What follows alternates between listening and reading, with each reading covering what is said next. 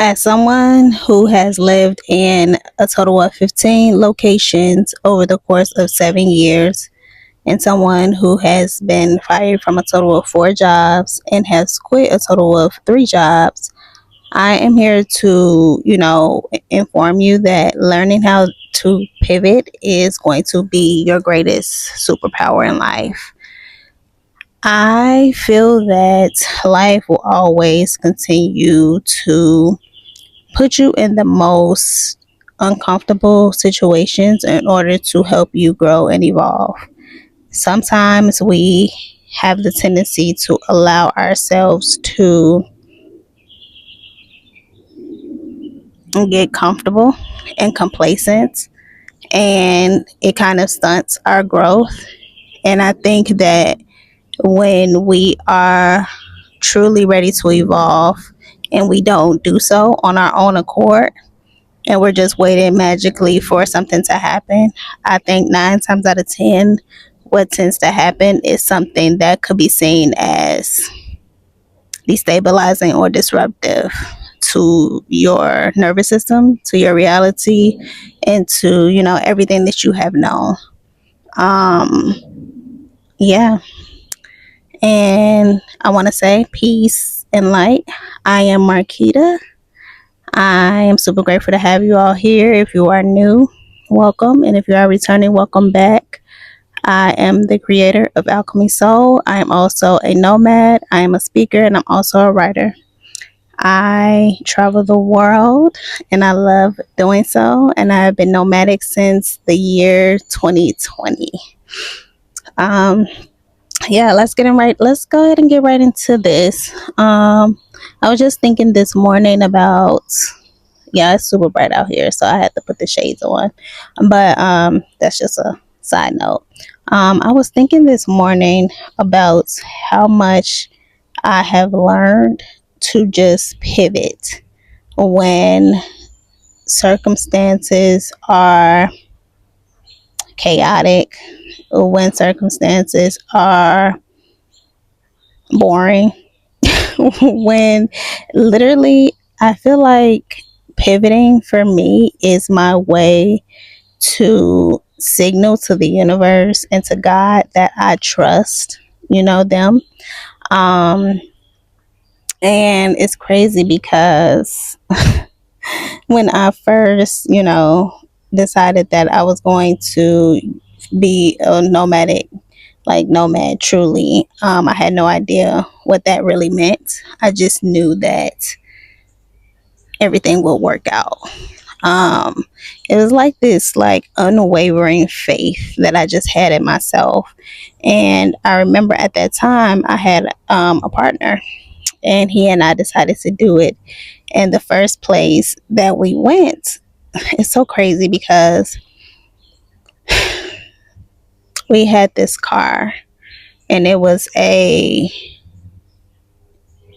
want to say like a 2000 Grand Prix. And my cousin, he gave it to me because I didn't have a car. And he didn't give it to me. He let me use it.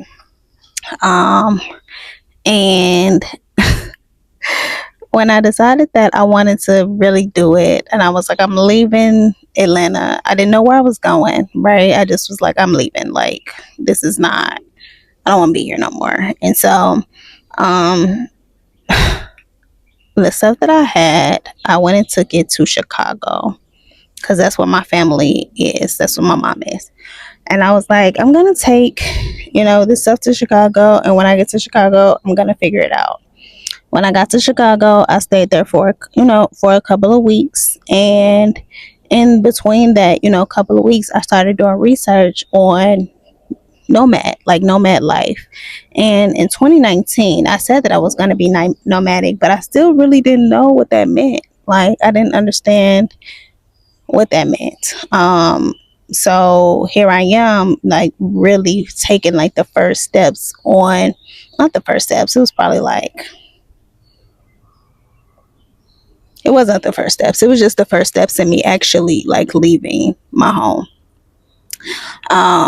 Because up until that point, I hadn't really had like anything like physical possessions. Like I had started giving away possessions. I had started downsizing already in 2019. So that wasn't the first step. Like me actually leaving Atlanta wasn't the first step. So, but anyway, that's a side note. When I went to Chicago, um, I, remember just doing more and more research on what this life was, truly like. And I started to look at different creators and, kind of resonating with their stories on how they felt prior to like really solidifying, their decision. Yeah, it is hot. It's hot. I'm so wet. I'm so wet. Um, but yeah, I didn't really know. I didn't know. But before I went to Chicago, I went and got the car checked out, and they was like, I would not recommend. It was something wrong with the car underneath the car. I don't know. I'm not a mechanic, but I do remember them telling me like I would not recommend you drive this car. Like anywhere, like long distance. I didn't listen, and I just went. I went to Chicago. I went to Chicago. I figured it out. I was like, what am I gonna do? I'm like, I'm gonna be a nomad. I had a dog at the time. Um, when I left Chicago, my mom was like, where are you going?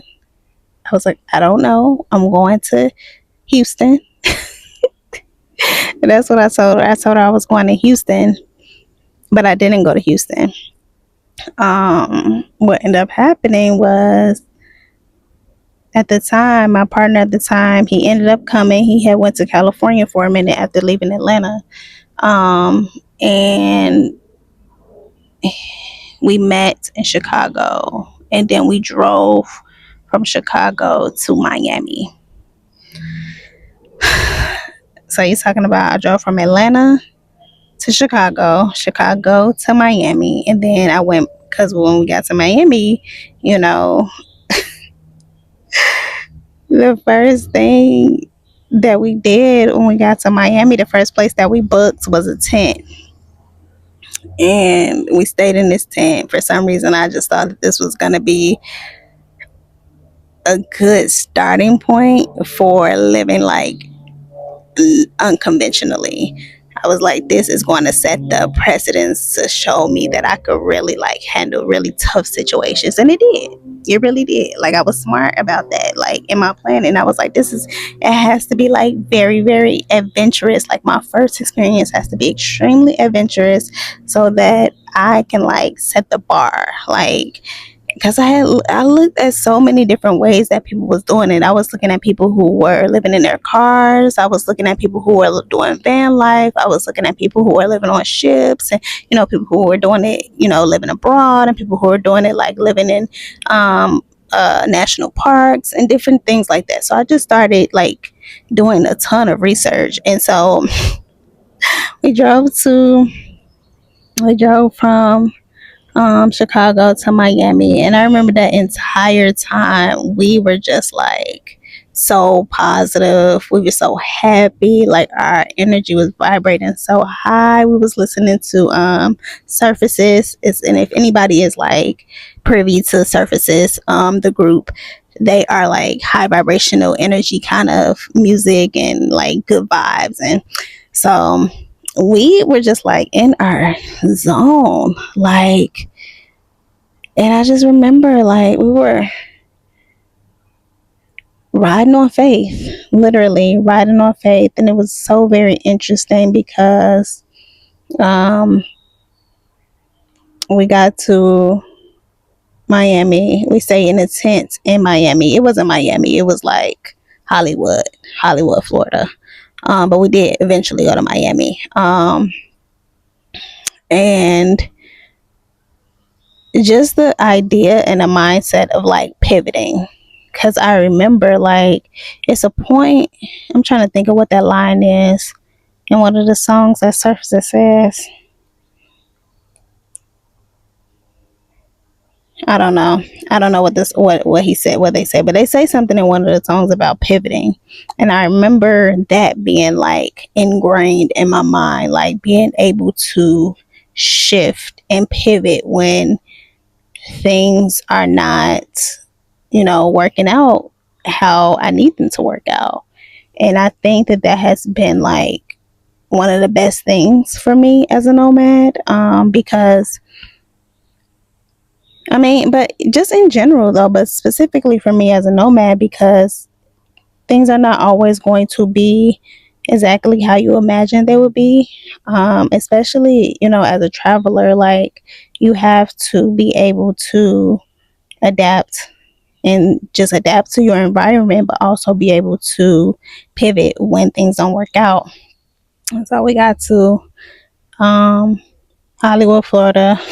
We stayed in that tent with the dog. We had the dog. Yeah, we had the dog in the tent, and it was other people out there too.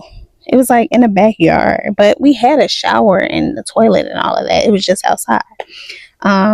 It was a very, very interesting experience, and it definitely set the bar for like a faith driven journey, if that makes sense. Like we stayed in it probably like, I don't know how long we stayed in that tent, probably like a week or 10 days or something like that. And we met a girl, and she was doing van life. She had converted her bus. I think she had a bus, like a short bus, and she converted it into like a home. And she was staying on the property, and they were charging her to use the electricity or whatever.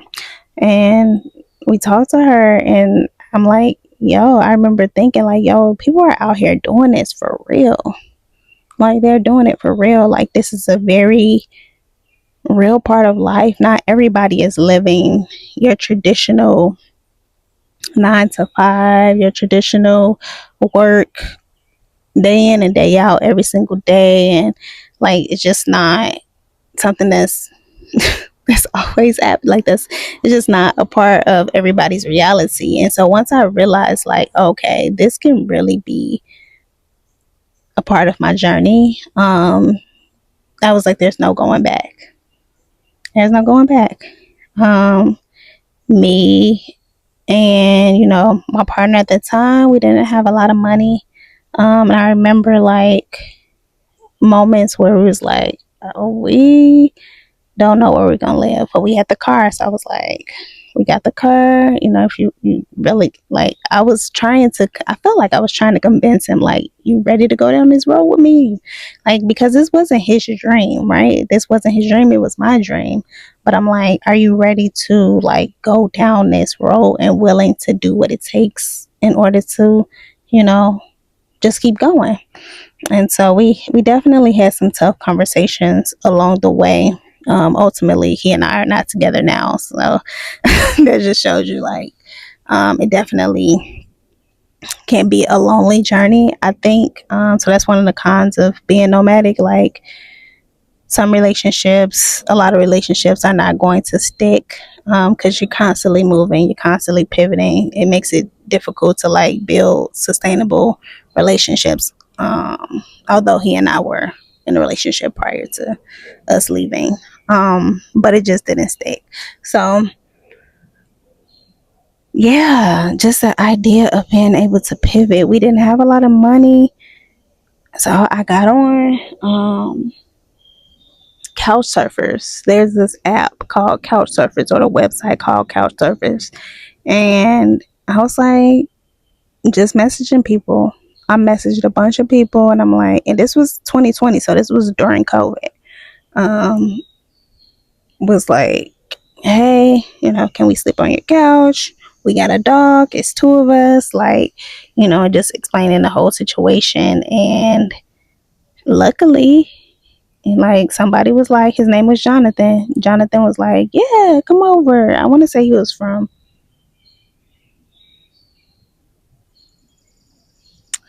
from here. I'm not gonna try to butch like different. um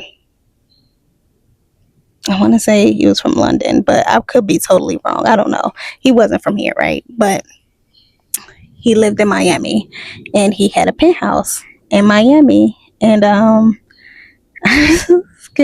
just could not believe. I kept telling my partner at the time, like, I can't believe we manifested something like this for free.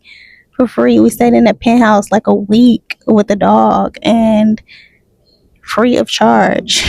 And it allowed and it gave us time to allow money to flow in, during that time. So we continued on, and that was like the beginning stages of my journey. And of course, along the way, like, I have had to come home. I've had to go home to Chicago. I've had to come home to Atlanta. I had a baby, so I really took like a year and some change of just sitting still. And yeah, along the way, like, I still haven't given up. And I think that when you do have like this dream or this way of life that you would like to live, you are going to figure out a way to make it work. And that is, you know, that's just a part of it. You don't really fold very easily. And I don't fold very easily when it comes to this. If anything, I reach further and further. Because, as I have mentioned before, I genuinely want to experience all ways of living. Like, I want to do van life, and I want to do ship life, and I want to do, I don't know, but all the different ways of living unconventionally, I really would like to experience them. But that's just my heart and my spirit. That's my dream. You know what I'm saying? For you, you have to figure out the ways that you have to figure out the things that you are willing to sacrifice, and the ways that you are able to pivot in order to stay, on the vision or the dream for your life. Um, yeah. What else do I want to say about that? Yeah.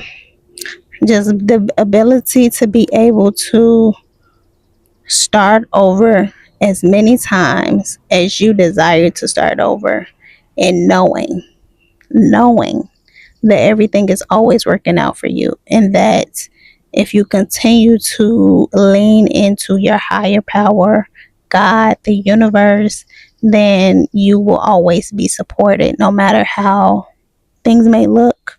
It's really like a walk through the unknown. And I have the ability to walk through the unknown. Like, I'm an author. Like I mentioned before, I have a book entitled Walk in Your Power, shameless plug. You can find it on Amazon. But one of the chapters that I have in that book is called, um, what is it called? Dang, I drew a blank. What was I talking about? I was talking about one of the titles in that book. Oh, there is power in the unknown. There is power in the unknown. I said I'm gonna get it tattooed on me too somewhere. But yeah, there's power in the unknown. Like, literally, life is completely unknown. You don't know. Like, you don't know when the day you don't know when the day you're gonna die. Like, but you know that it's gonna happen. You don't know, like, every morning that you walk out and you get in your car, you can get into an accident. Like, something can happen. Like, you can trip, fall, stumble. Like, literally everything is the unknown, and you really just don't know day to day, like, how things are going to work out. And so it's just power in being aware of that. It's power in being aware that no matter what, you don't really know, and that you are not in control of the circumstances and the outcomes, and your part of it is only a small piece of the equation. And if you just dream and you take the action to kind of lean into the unknown and lean into your higher power, keep going, then you'll wake up and you'll just be living in it. I'm living in it actively. I've been living in it actively. And it has, like I said, it's not always been how I thought or imagined that it would be. But I still have not given up, and I still continue to move when spirit tell me to move. Like, when spirit be like, all right, you can go now. Like, yeah, you've learned all you needed to learn here in this place. You can move now. Then I move. And it all works out every single time. I'm always supported and I'm always taken care of. And so that's all I have for you all today, y'all. I am baking. I don't know if y'all can see that I'm like sweating, but hopefully it's like a good, like, little glisten, like hopefully I'm glistening for y'all. But yeah, I am on this 365-day long form content challenge.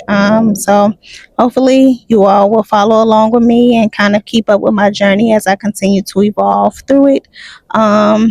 Yeah, any comments, questions, anything that you wish to chat about, go ahead and drop it in the comments and like and subscribe.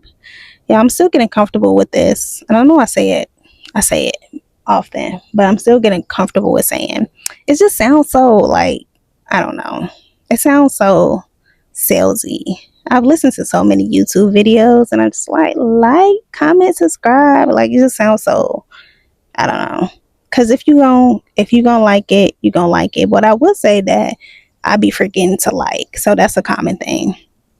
But if I'm a comment, I'm a comment. And if I got something to say, I'm gonna say it. And then if I resonate with whatever the content is, I'm gonna subscribe. So I don't feel like I have to tell you all to do that. But I will say, like this video if you resonated with it. Peace and light. I'll see you here tomorrow.